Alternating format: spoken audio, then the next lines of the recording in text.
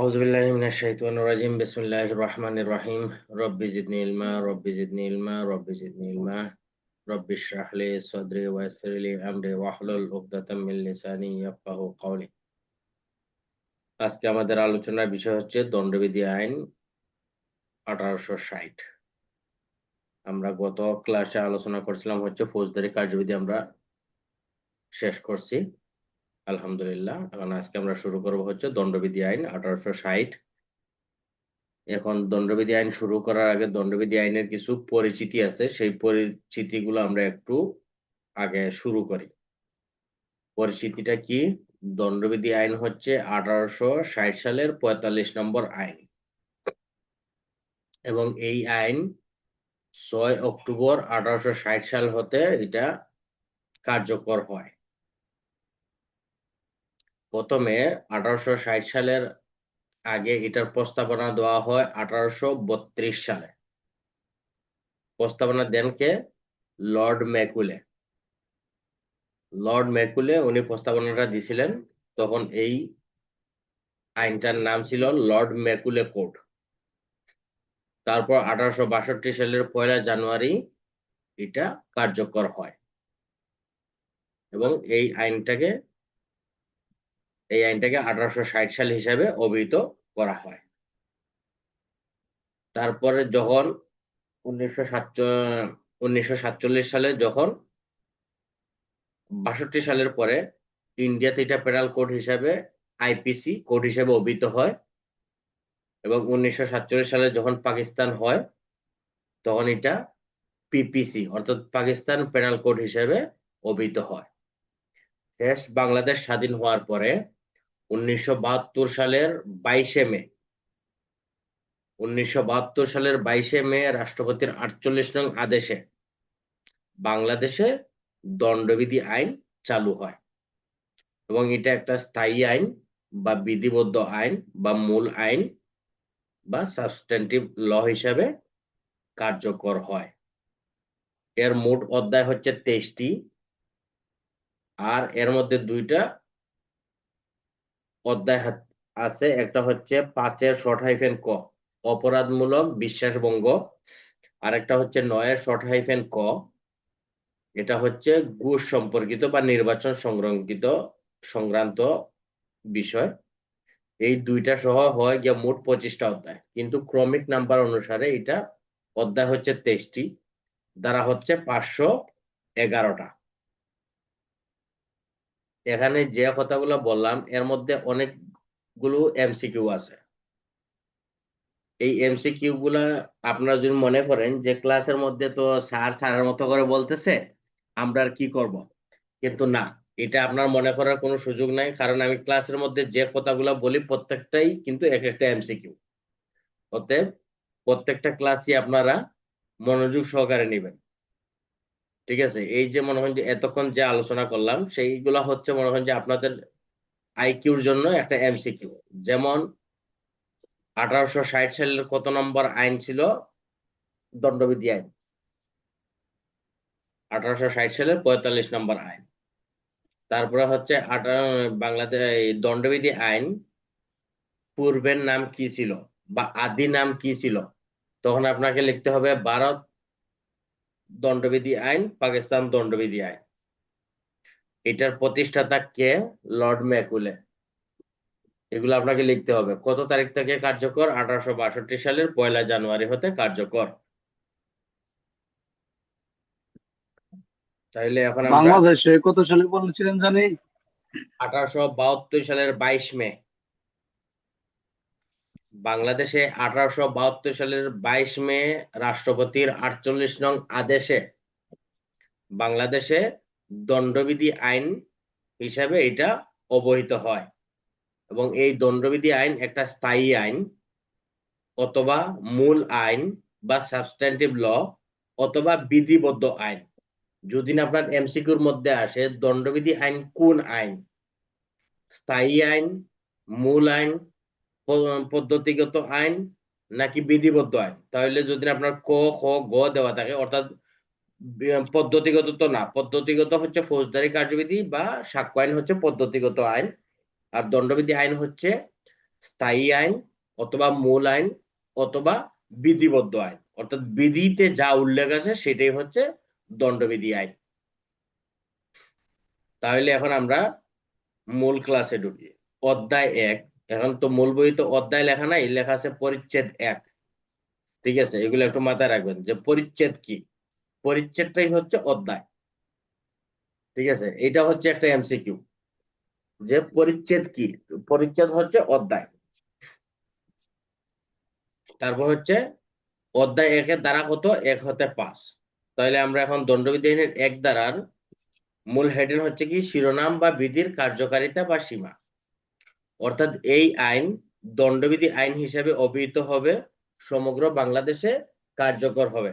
আবার দণ্ডবিধি কিন্তু আবার লিখতে গিয়ে বাংলাদেশ দণ্ডবিধি বলবেন না, কারণ কি, বাংলাদেশ দণ্ডবিধি হিসাবে এটাকে অভিহিত করা হয় নাই, অভিহিত করা হয়েছে দণ্ডবিধি হিসাবে। অতএব বাংলাদেশে যেটা কার্যকর আছে এটা দণ্ডবিধি, এটা কিন্তু বাংলাদেশ দণ্ডবিধি না। যেমন পাকিস্তানে হয়েছে পাকিস্তান দণ্ডবিধি, ইন্ডিয়াতে হচ্ছে ইন্ডিয়ান ভারতীয় দণ্ডবিধি বা আইপিসি। পাকিস্তান হচ্ছে পিপিসি আর বাংলাদেশ হচ্ছে পিসি, অর্থাৎ প্যানাল কোড। তাহলে দণ্ডবিধি আইনের 1 ধারা হচ্ছে কি, শিরোনাম বা বিধির কার্যকারিতা বা সীমা। এটা কি হবে, যে শিরোনাম হচ্ছে এটা দণ্ডবিধি আইন হিসাবে অভিহিত হবে এবং সমগ্র বাংলাদেশে কার্যকর হবে 1 ধারা। তারপর দণ্ডবিধি আইনের 2 ধারা। এখানে কি বলা আছে, দণ্ডবিধি আইনের 2 ধারা বলা আছে যে বাংলাদেশের মধ্যে কৃত অপরাধের দণ্ড। কৃত অপরাধ কি, এখন এখানে আপনি একটা সংজ্ঞা ধরতে পারেন যে অর্থাৎ আইনে বা বিধিতে যেটা বলা আছে। তাহলে আমরা এবারে সহজভাবে যেটা বলি যে আইন যেটাকে যে কাজটা করতে বলছে সেইটা না করা, আর আইন যেটা নিষেধ করছে সেইটা করাই হচ্ছে, করলে কি হবে, তার বিরুদ্ধে শাস্তির বিধান আছে। এটাই হচ্ছে 2 ধারার মূল বিষয়বস্তু। তাহলে দণ্ডবিধি আইনের 2 ধারা কি, 2 ধারা হচ্ছে বাংলাদেশের ভিতরে প্রত্যেকেই যদি আইনের পরিপন্থী বা আইনের বাহিরে কোনো কাজ করে তাহলে সেইটার জন্য তার শাস্তি হবে, অথবা আইন যেটা না করতে বলছে সেটা করে তাহলে তার শাস্তি হবে। এটাই হচ্ছে দণ্ডবিধি আইনের 2 ধারা। তারপর হচ্ছে দণ্ডবিধি আইনের 3 ধারা। 3 ধারা বলছে বাংলাদেশের বাহিরে যদি কোনো অপরাধ করে তাহলে তার জন্য বাংলাদেশের ভিতরে কি করা যাবে, বিচার করা যাবে। 3 ধারা। এখন বাংলাদেশের বাহিরে যদি কোনো অপরাধ করে তাহলে তার জন্য বাংলাদেশের ভিতরে বিচার করা যাবে। এটা হচ্ছে 3 ধারার বিষয়বস্তু। এখন এটার উদাহরণ আপনি কি দিবেন, উদাহরণ হচ্ছে মনে করেন যে আমাদের বাংলাদেশি নাগরিক সে কি করছে, বিদেশে গিয়ে সেই দেশে একটা মনে করেন যে খুন করছে অথবা দর্শন করছে, দর্শন করে সে বাংলাদেশে চলে আসছে। আসার পরে তার বাংলাদেশের যে স্থানে পাওয়া যাবে সেই স্থানেই তার বিরুদ্ধে, যেহেতু এই কাজটা সে বিদেশে যে কাজটা করছে এই কাজটা বাংলাদেশে অপরাধ, সেই হিসেবে বাংলাদেশে তার বিচার করা যাবে। এটাই হচ্ছে 3 ধারা। যদি কোথাও না বুঝেন তাহলে প্রশ্ন করবেন। ঠিক আছে, দণ্ডবিধি আইনের 4 ধারা। অর্থাৎ দেশের বাহিরে কোনো অপরাধ সংগঠন করলে,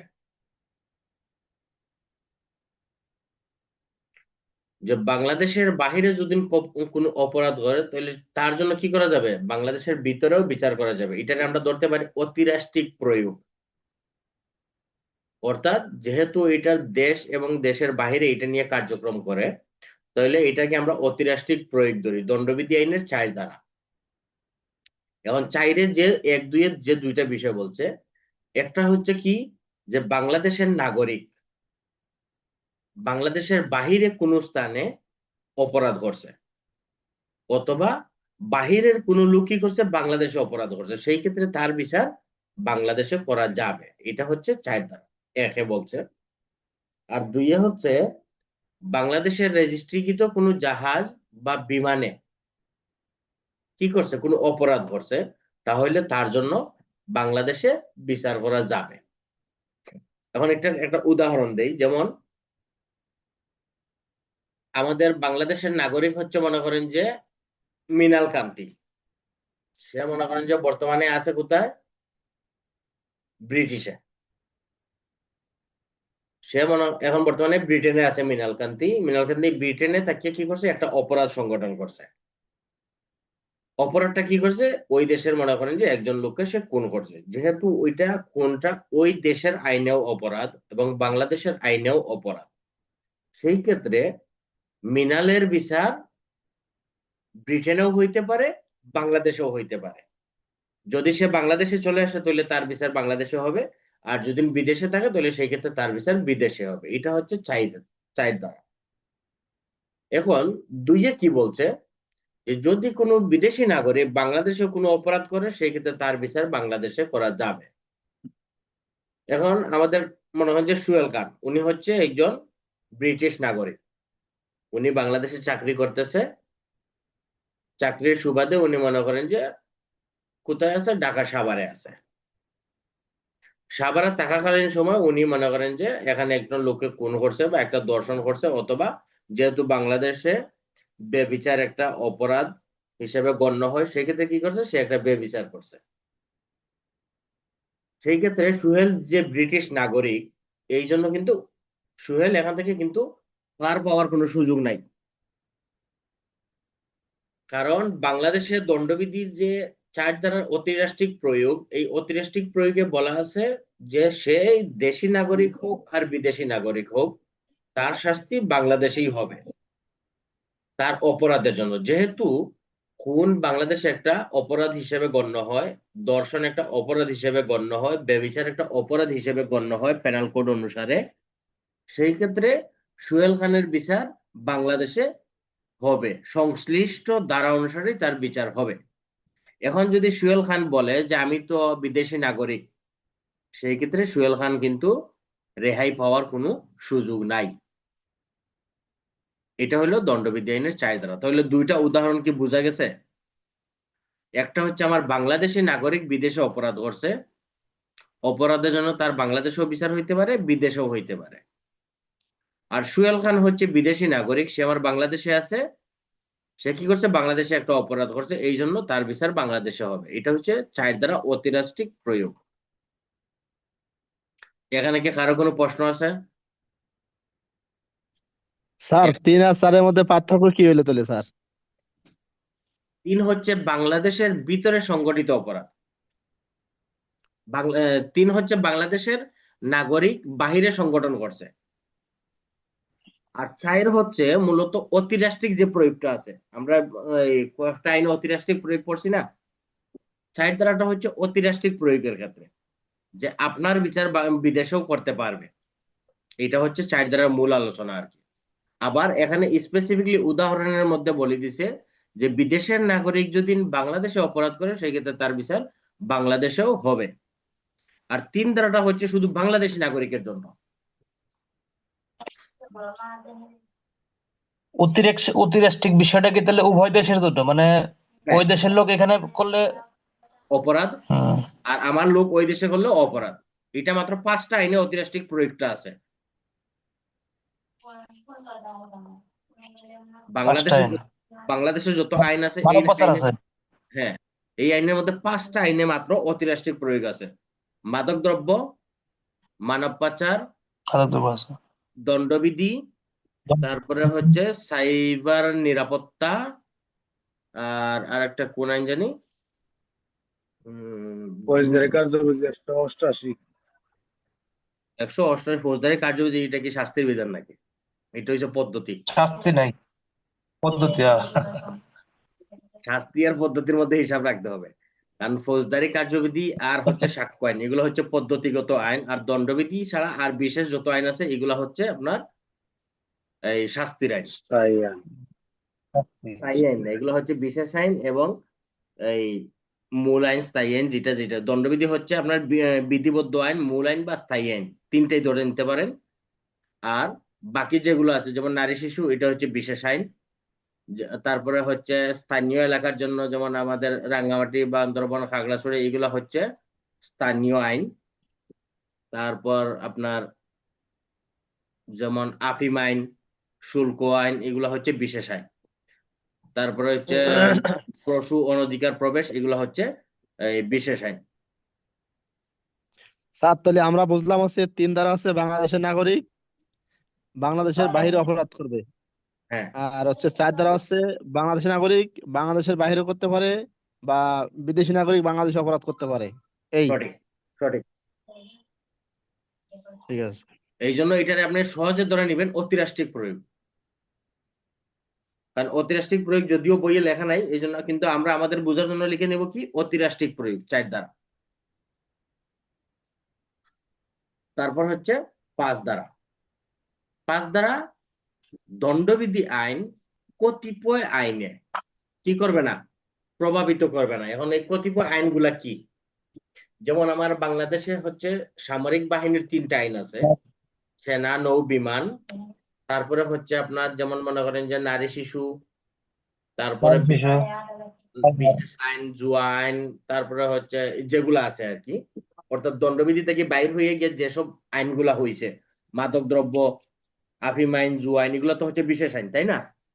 অতএব যখন সংশ্লিষ্ট একটা বিশেষ আইনে যখন মামলা হবে বা অপরাধ সংগঠন হবে, সেই আইনকে কি করবে না, দণ্ডবিধি কোনো ধরনের বাধা নিষেধ আরোপ করবে না। এটাই হচ্ছে 5 ধারার মূল বিষয়বস্তু। তাহলে আমরা এক কথায় সেটা ধরে নেই যে দণ্ডবিধি আইন অন্য কোনো আইনকে প্রভাবিত করবে না।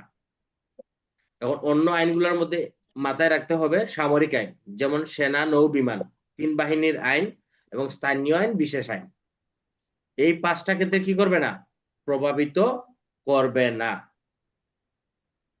5 দ্বারা। তাহলে আমাদের প্রথম অধ্যায় শেষ হইল। এখন দ্বিতীয় অধ্যায় হচ্ছে সাধারণ ব্যাখ্যা সমূহ, দ্বারা হচ্ছে 6 থেকে 52 শর্ট হাইফেন ক পর্যন্ত। তাহলে এখন 6 দ্বারা কি? এই দণ্ডবিধিতে বর্ণিত প্রত্যেকটি সংজ্ঞা অপরাধ কি হবে, ব্যতিক্রম সাপেক্ষে হবে। এটাতে কি বুঝছেন বলেন? বুঝি নাই স্যার। বুঝেন নাই? কয় দ্বারা? 6 দ্বারা দণ্ডবিধিতে বর্ণিত প্রত্যেকটি সংজ্ঞা অপরাধ শাস্তি কি হবে, ব্যতিক্রম সাপেক্ষে হবে। এটাই হলো 6 ধারার মূল বিষয়বস্তু। যখনই কোনো অপরাধ ঘটে, অপরাধ ঘটার পরে আপনার প্রথম কাজই হচ্ছে এই অপরাধের ব্যতিক্রম আছে কিনা সেটা দেখা। তাহলে এখন আমরা একটা উদাহরণ দিই। উদাহরণটা হয়েছে কি, যেমন একটা খুন হয়েছে, ঠিক আছে? খুন হয়েছে, কোনটা করছে কে? 8 বছরের একটা শিশু খুন করছে। তাহলে এখন যেহেতু খুনের অপরাধটা হয়ে গেছে, তাহলে আমার প্রথমেই দেখতে হবে কি, যে এই খুনটা ব্যতিক্রমের মধ্যে পড়ে কি না। ব্যতিক্রমের মধ্যে পড়ে কিনা আপনার প্রথম কাজই হচ্ছে এটা দেখা, যে এটা ব্যতিক্রমের মধ্যে পড়ে কিনা সেটা দেখা। যদি সেটা ব্যতিক্রমের মধ্যে পড়ে তাহলে আপনাকে অবশ্যই সেটা ব্যতিক্রমের মধ্যে ফেলতে হবে। আর যদি ব্যতিক্রমের মধ্যে না পড়ে তাহলে আপনি সংশ্লিষ্ট ধারা অনুসারে তার মামলা রুজু করতে পারবেন। তবে দণ্ডবিধির 6 ধারা স্পষ্ট হচ্ছে যে আপনি একটা সংজ্ঞা দিতে গেলেও তার ব্যতিক্রম খুঁজবেন, অপরাধ হইলেও তার ব্যতিক্রম খুঁজবেন, শাস্তি দিতে গেলেও তার ব্যতিক্রম খুঁজতে হবে, যে তার এই শাস্তির ব্যতিক্রম কোনো শাস্তি আছে কি না। যেহেতু দণ্ডবিধি আইনের 82 ধারায় বলা আছে যে 9 বছরের কম বয়স্ক শিশুর কার্য অপরাধ না, কিন্তু একটা তো খুন হয়ে গেছে, হইছে না? সে তো একজন মানুষকে খুন করে ফেলছে, একটা খুন সংগঠন হয়েছে, একজন মানুষের প্রাণ চলে গেছে, তাহলে কি তার এই কাজ অপরাধ হয়েছে? অপরাধ না। যেহেতু দণ্ডবিধি আইনের 6 ধারায় বলা আছে প্রত্যেকটা অপরাধের ব্যতিক্রম আপনাকে আগে দেখতে হবে, সংজ্ঞা হোক, অপরাধ হোক, শাস্তি হোক, সেটা আগে ব্যতিক্রম দেখতে হবে। তাহলে এই সে যেহেতু 82 ধারায় বলা আছে যে 9 বছরের কম বয়স্ক শিশুর কার্য অপরাধ নয়, অতএব তার এই খুনটাও কি হবে না, অপরাধ হিসেবে গ্রহণ করা যাবে না। এখন কি সোয়ের কারো কোনো বুঝতে সমস্যা হয়েছে? এটা আবার ওই যে সাক্ষ্য আইনের 105 প্রমাণ করা যাবে আর কি। 105 সাক্ষ্য আইনের 105 সেটা হচ্ছে প্রমাণের দায়িত্ব। এটা এটা হ্যাঁ, গত পরীক্ষায় কিন্তু আসছিল, গত বিভাগীয় পদোন্নতি পরীক্ষায় কিন্তু 105 আসছিল, যে প্রমাণের পদ্ধতি। ইয়ার্স ঠিক আছে না রেদওয়ান? 101 আর থেকে ছয় 101 থেকে 112 ছয় পর্যন্ত। চার না, এটা শুধু স্পেসিফিকলি 105-এর প্রশ্ন ছিল। না না, এটা প্রমাণের দায়িত্ব কার? এটা ওই 101 থেকে 112 পর্যন্ত কোটেশন, কিন্তু সাধারণ ব্যতিক্রম হচ্ছে এখানে 105 স্যার। না, এটা হচ্ছে, হ্যাঁ, সাধারণ ব্যতিক্রম। এই যে ব্যতিক্রম যেটা বলছিল যে তার যে সে অপরাধ করছে, এই অপরাধের প্রমাণটা কে করবে? সাধারণ ব্যতিক্রম যেটা বলছিল, অনেকে লেখছে হচ্ছে 101 থেকে 112 পর্যন্ত এবারে টেনে দিয়ে আসছে। আবার একজন কেউ লেখছে স্পেসিফিকলি 105 লেখছে, তার রেজাল্টটাই ভালো আসছে। তো আমি তো 105ই লিখছি, আমার রেজাল্ট তো 1 মার্ক কম আসছে। 1 মার্ক কম আসছে। আপনি অন্যটা যদি কম পান তাহলে কি এটা কেউ দিতে পারবো? ওই যে আমি মৌলবীতে ধরা খাইছি। হ্যাঁ, ওই যে মৌলবী আপনি 496 দিয়েছেন দর্শনে, তাহলে কি আর অন্য কারো কিছু করার আছে? এক দিয়ে আসছি যে। হুম। তারপরে আবার অনেক অনেকের ধরা দিছে হচ্ছে আপনার ওই যে কি শেফালি। ঠিক আছে, আমরা ওইগুলা এখন আর আলোচনা না করি। শেফালির জায়গায় চলে গেছে, যাদের প্রমোশন তাদের হয়ে গেছে। তারপর হচ্ছে দণ্ডবিধি আইনের 7 ধারা। একবার আচ্ছা, ব্যাখ্যায় আরেকটা কথা বলি স্যার, এই যে দণ্ডবিধির যে 6 ধারাটা পড়লাম, হ্যাঁ, ব্যতিক্রম হিসেবে গণ্য হবে সংজ্ঞাগুলা। তো এটা আমরা শুধু যে সংজ্ঞা না, সাধারণ ব্যতিক্রম যখন পড়বো পেনাল কোডে, ওই যে হ্যাঁ 76 থেকে 106, এগুলা তো তাহলে সবকিছু কি এখানে অ্যাড হবে, না শুধু ওই যে 9 বছরের কম যে 82 ধারাটা, শুধু এটাই? আপনাকে তো এই 6 ধারা শুধু আপনার 82 থেকে যে 106 এটার কথা বলে নাই। অর্থাৎ দণ্ডবিধি আইনের 1 ধারা থেকে দণ্ডবিধি আইনের 511 পর্যন্ত সবগুলো আপনি ব্যতিক্রম আগে খুঁজবেন। এটাই হচ্ছে 6 ধারার মূল বিষয়বস্তু। তাহলে এটা 6 ধারার সব মূল বিষয়বস্তু না? 6 ধারার মূল দণ্ডবিধি বিষয়, যত ব্যতিক্রম আছে। অর্থাৎ 6 ধারার মূল বিষয়বস্তু হচ্ছে আপনি দণ্ডবিধি আইনের 1 ধারা থেকে দণ্ডবিধি আইনের 511 পর্যন্ত যতগুলো অপরাধ সংগঠন হবে, প্রত্যেকটার কাজই হচ্ছে আপনার, প্রথম কাজ হচ্ছে আগে এটা দেখবেন যে এটা ব্যতিক্রমের মধ্যে পড়ে কিনা। না, আমি আরো গোলাই ফেলছি, আমি মনে করছি 76 থেকে 106 না, সাধারণ ব্যতিক্রম। না, না, না। অর্থাৎ স্যার আপনি এই ধারাটা স্যার একটু ভালো করে বুঝাই দেন তো দেখি স্যার, মাথায় ঢুকতেছে না এটা। কোনটা? এটা পড়ার এই যে দরকার নাই, 6 এই 6 যদি হয় এখন পড়ার দরকার নাই। 6 ধারা দিয়ে যদি এখন আপনারা যদি পুরো ক্লাস শেষ করে দেন তাহলে তার হবে না। কারণ 6 ধারা হচ্ছে কি, এই ছয়টা পড়া না, আপনি যে কাজই পেস করেন, লাগবো। আপনি যে কাজই করেন এক কথায় ভাঙ্গি দেই শেষ। আপনি যে কাজই করেন, এই কাজটা করার আগে আপনি মনে হয় যে একটা খুন হয়েছে, আপনার একবারে সহজ উদাহরণ দিলাম। 8 বছরের বাচ্চা কি করছে, একটা খুন করছে। এখন খুন করছে, এখন 8 বছরের বাচ্চাটা কি আপনি খুনের দায় দায়ী করবেন? তাহলে আপনার না। প্রথম কাজ হচ্ছে আপনাকে দেখতে হবে যে এটা ব্যতিক্রম কই আছে। তখন আপনি কি করলেন, 82 ধারায় গিয়ে দেখলেন যে 8 বছরের শিশুর কার্য অপরাধ না, তাহলে তো পাই গেলেন। এখন এই যে আপনি যে ব্যতিক্রমটা দেখবেন, এই দেখার ক্ষমতাটা হচ্ছে 6 ধারা। আপনারা 6 ধারায় বলে দিছে আপনি যাই করেন ব্যতিক্রম আগে দেখবেন, তারপরে আপনি অন্য ধারায় যাবেন যে এটা ব্যতিক্রমের মধ্যে পড়ে কিনা। বুঝা গেছে? তখন স্যার যদি 9 বছরের কম হয় তাহলে কি তখন তারে ওই যে ওই শিশু আইন, মানে শিশু আইনের মাধ্যমে ফালাইয়া তখন ওই ওই ব্যবস্থা নিতে হবে ওইভাবে? যেমন দণ্ডবিধিতে তো না না, আপনারা স্পষ্ট বলে দিছে 9 বছরের শিশুর কার্য কোনো অপরাধী না। এখন হ্যাঁ যাই করুক, হ্যাঁ একটা আচ্ছা খুন আচ্ছা, করে ফেলছে, এটা যদি অপরাধ না হয় তাহলে আর কোনো অপরাধ পাইবেন আপনি? যদি খুনই করে এলাম মানুষের, এটা হ্যাঁ, অপরাধ না, হ্যাঁ, এর কোনো শাস্তি হইতো না এই জন্য? না কোনো শাস্তি নাই, আপনার আইনে তো নাই করে দিছে। আচ্ছা আচ্ছা, ঠিক আছে। 92-তে নাই করে দিচ্ছে এটা, তারপর হচ্ছে আবার দণ্ডবিধি আইনের 98-তে কইছে আছে। তারপর হচ্ছে দণ্ডবিধি আইনের 7 ধারা। অর্থাৎ একবার দণ্ডবিধি আইনে একবার যে ব্যক্তির নাম যেটা হয়েছে এটা সব জায়গায় একরকম থাকবে। এটা কি বুঝছেন? একবার ব্যাখ্যাকৃত উক্তির তাৎপর্য সব সময় একই সমান থাকবে। দণ্ডবিধি আইনের 7 ধারা। একটা সহজ উদাহরণ দেই, যেমন আমাদের ক্লাসের কে আরিফ, আমাদের ক্লাসের এএসআই আরিফ, তারপরে হচ্ছে এই যে কারিমুলের চেহারা চেহারা দেখান তো একটু।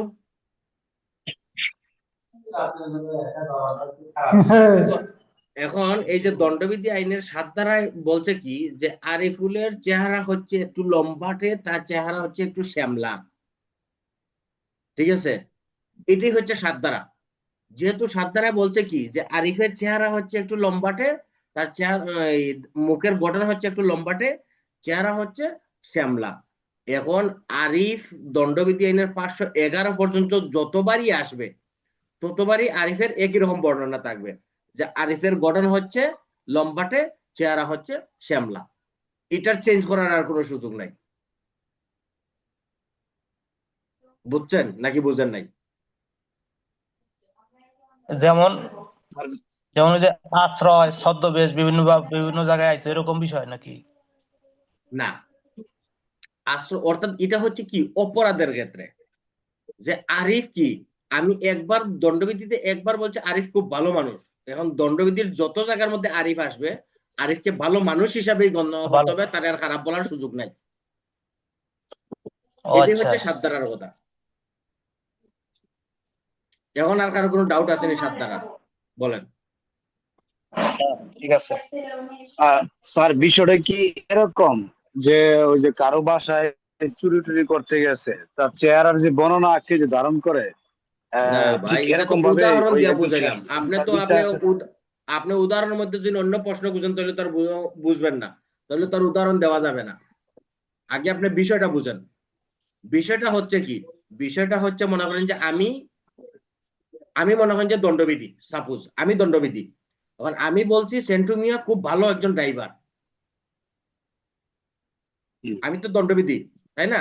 এখন আমি 7 জি ধারায় বলছি জি কি সেন্টু মিয়া খুব ভালো একজন ড্রাইভার। এখন এই জি যে দণ্ডবিধি আইনে সেন্টু মিয়া যতবার যত জায়গায় আসবে,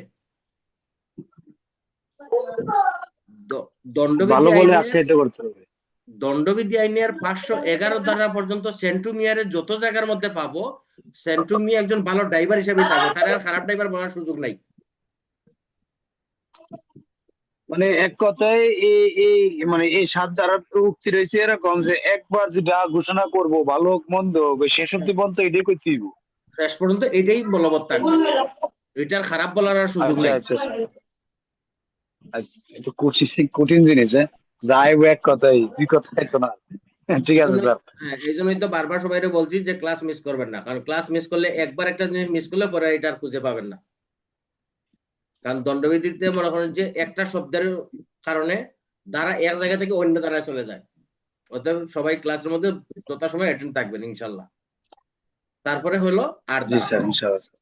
আর দ্বারা হচ্ছে লিঙ্গ। লিঙ্গ বলতে কি পুরুষ নারী উভয় যেগুলো আছে এগুলো দরকার নাই। বচন, বচন বলতে কি এক বচন বহু বচন এইগুলা। তারপরে হচ্ছে 10 দ্বারা পুরুষ নারী, পুরুষ বলতে সকল বয়সের পুরুষ, নারী বলতে সকল বয়সের নারী বা স্ত্রী লোককে বোঝায়। 11 দ্বারা হচ্ছে ব্যক্তি, ব্যক্তি বলতে কোম্পানি সমিতি প্রতিষ্ঠান বা ব্যক্তি সমষ্টিকে বোঝায় 11। 12 দ্বারা হচ্ছে জনসাধারণ বলতে কোন অংশ বা যে কোনো শ্রেণী বা কি অংশকে বোঝায় জনসাধারণ। 14 দ্বারা হচ্ছে রাষ্ট্রের কর্মচারী, এটা একটা ইম্পর্টেন্ট দ্বারা, একটু মাথায় নেন। রাষ্ট্রের কর্মচারী বলতে কি, রাষ্ট্রের কর্মচারী বলতে হচ্ছে বাংলাদেশে নিযুক্ত সরকারি কর্মচারীতে কর্মরত সকল অফিসার বা কর্মচারীকে বোঝায়। অর্থাৎ আমরা যদি এক কথায় বলি যে বাংলাদেশের যারা আমরা বেতনভোগী আছি, আমাদের বাংলাদেশে যারা সরকার থেকে বেতনভোগী নেই সবাই হচ্ছে রাষ্ট্রের কর্মচারী। কথা বুঝছেন? রাষ্ট্রের কর্মচারী হচ্ছে যারা সরকার থেকে বা রাষ্ট্র থেকে বেতন নেয়, আর্থিক সুবিধা নেয়, সবাই হচ্ছে রাষ্ট্রের কর্মচারী। এইটুকু পর্যন্ত মনে রাখেন, এর বেশি জানার দরকার নেই। 17 দ্বারা হচ্ছে সরকার, 15-16 বাতিল। 17 দ্বারা হচ্ছে সরকার। সরকার আচ্ছা, বলতে আমরা যারা ক্লাস করতেছি তারা একটু মিউট করে রাখি না, ফ্যামিলি ফাংশনাল বা যে কোনো কাজের একটা শব্দ এটা একটু মিউট করে রাখি।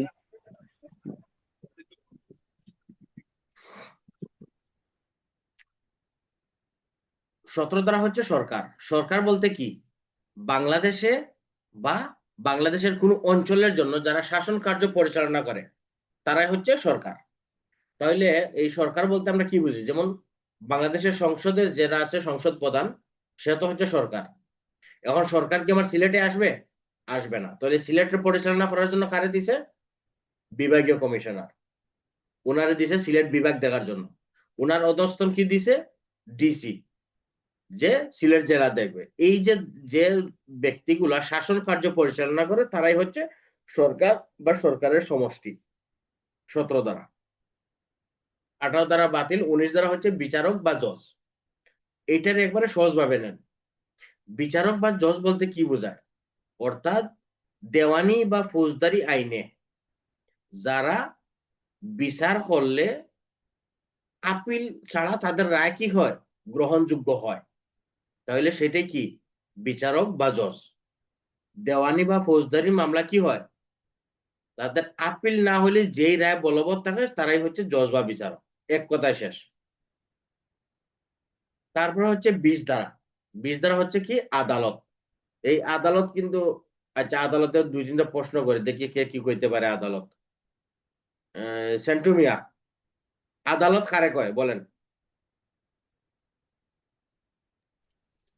আদালত তো হচ্ছে স্যার যেখানে ওই বিচারালয়ের বিচার কার্য শুরু হয়, এটা তো আদালত বলা হয় স্যার। ওই বন্দরবাজারের বিল্ডিং ওইটা? মানে অপরাধের বিচার কার্য পরিচালনা করা হয়। বিচারক বা বিচারালয় বলতে যেটা হয়, আদালত বলতে কি? যারা সাক্ষ্য প্রমাণ সংগ্রহ করে শাস্তির বিধান দিতে পারে। সাক্ষ্য প্রমাণ নিয়ে যারা শাস্তির বিধান দিতে পারে তারাই হচ্ছে বিচারক বা আদালত, বিচারালয় বা আদালত। বুঝছেন নাকি বুঝেন জি নাই? স্যার। এখন যদি না আপনি আদালত বা বিচারালয় যদি মনে করেন যে বন্দরবাজারের কোর্ট বিল্ডিং আর হচ্ছে মানিকগঞ্জের হচ্ছে কোর্ট বিল্ডিং, তাহলে তার হবে না। আদালত মানে কি? আদালত হচ্ছে যেমন ম্যাজিস্ট্রেট। জি ম্যাজিস্ট্রেটের স্যার। ক্ষমতা আছে সাক্ষ্য প্রমাণ নিয়ে সে শাস্তি প্রদান করা। অতএব এই যে ম্যাজিস্ট্রেট সেই হচ্ছে আদালত, অথবা ম্যাজিস্ট্রেটের যে তারা 3-4 জন যে একটা বেঞ্চ হয়, এই বেঞ্চটাই হচ্ছে আদালত। তাদের কার্যক্রমটাই হচ্ছে আদালত। বুঝা গেছে? জি স্যার। তাহলে আদালতের আমরা সংজ্ঞা পাইলাম কি? যে যে আদালত বলতে যে কাজ বা সাক্ষ্য গ্রহণের ক্ষমতাপ্রাপ্ত ব্যক্তি বা ব্যক্তিদের কার্যক্রমকে কি বলা হয়? আদালত বলা হয়। দণ্ডবিধি আইনের 20 ধারা। দণ্ডবিধি আইনের 21 ধারা হচ্ছে সরকারি কর্মচারী। এটা ওই 14 ধারার মতো মিলিয়ে পড়ে নিবেন। সেটা হচ্ছে কি? সরকারের হাত থেকে যারা সুযোগ সুবিধা নেয়, নিয়ে যে কার্য করে তারাই হচ্ছে সরকারের কর্মচারী। একটার সাথে একটা মিলাই নিবেন, কারণ ওই সরকারি কর্মচারী এবং রাষ্ট্রের কর্মচারী কথা এক। শুধু 21 ধারায় বলছে কি কয়েকটা পদবীর কথা বলে দিছে, আমরা ওই পদবি বলার দরকার নাই। ঠিক আছে, আমরা সংক্ষেপে সংজ্ঞা লিখবো যে যারা সরকার থেকে আর্থিক সুযোগ সুবিধা নেয়, নিয়ে দায়িত্ব পালন করে তারাই হচ্ছে সরকারি কর্মচারী। 21 ধারা। ওই রাষ্ট্রের কর্মচারী এলেও একই সংজ্ঞা দিবেন। তারপর হচ্ছে দণ্ডবিধি আইনের 22 ধারা অস্থাবর সম্পত্তি বা মুভেবল প্রপার্টি। অর্থাৎ যে সম্পত্তিটারে স্থানান্তর করা যায়, মুভেবল প্রপার্টি হচ্ছে অস্থাবর সম্পত্তি। অর্থাৎ যদি মাটির সাথে কোনো জিনিস সম্পৃক্ত হয় তাহলে সেটা হচ্ছে কি? স্থাবর সম্পত্তি। আবার মাটি থেকে যখন এটা কাটে দিবেন তখন সেটা হবে কি? অস্থাবর সম্পত্তি। তাহলে অস্থাবর সম্পত্তি কি? মাটি বা ভূমির সাথে যেটা সম্পৃক্ত না, এক স্থান থেকে অন্য স্থানে স্থানান্তর করা যায়, তারাই হয় অস্থাবর সম্পত্তি বা মুভেবল প্রপার্টি। দণ্ডবিধি আইনের 22 ধারা। দণ্ডবিধি আইনের 23 ধারা হচ্ছে অন্যায় লাভ বা আনজাস্টিস গেইন বা প্রফিট। অন্যায় লাভ বা আনজাস্টিস গেইন বা প্রফিট বা আনজাস্টিস প্রফিট, যেটা যে সম্পত্তি আপনার নেয়া অধিকার নাই বা বেআইনি ভাবে কি করছেন? গ্রহণ করছেন বা অর্জন করছেন, সেটাকেই অন্যায় লাভ বলে। কেউ কথা বলবেন না প্লিজ, কারণ এই কথার মাঝখানে যখন কোনো সাউন্ড আসে তখন এগুলো একটু বিব্রতকর অবস্থা তৈরি করে। অন্যায় লাভ বা আনজাস্টিস গেইন বা আনজাস্টিস প্রফিট, সেটা হচ্ছে কি? আনজাস্ট প্রফিট সেটা কি? যে বেআইনি ভাবে বা যেটা আপনার নেওয়ার অধিকার নাই সেটা যখন আপনি অর্জন করলেন বা লাভ করলেন, সেটাই হচ্ছে অবৈধ লাভ।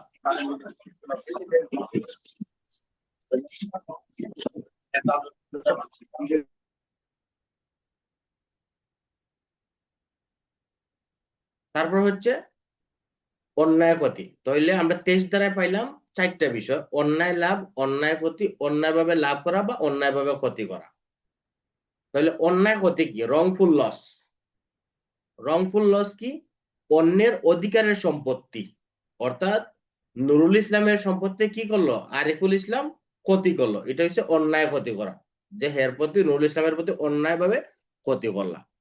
এই তখন কি হবে? যে অন্যের দখলকৃত বা অধিকারভুক্ত সম্পত্তি কি হলো? অন্যায়ভাবে ক্ষতি করলে সেটাই হচ্ছে অবৈধ ক্ষতি বা অন্যায় ক্ষতি বা রংফুল লস।